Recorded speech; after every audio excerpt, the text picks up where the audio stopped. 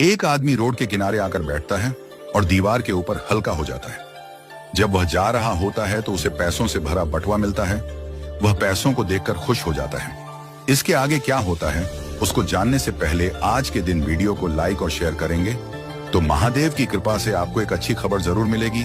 और वीडियो में ओम नमः शिवाय कमेंट करेंगे तो आपका दिन शुभ हो जाएगा। जब वह आदमी चिल्लाता है तो चिल्लाकर जाग जाता है। असल में भाई सपना देख रहा था। उसने जो किया वह सपने में किया था और उसकी पेंट भी गीली हो चुकी थी।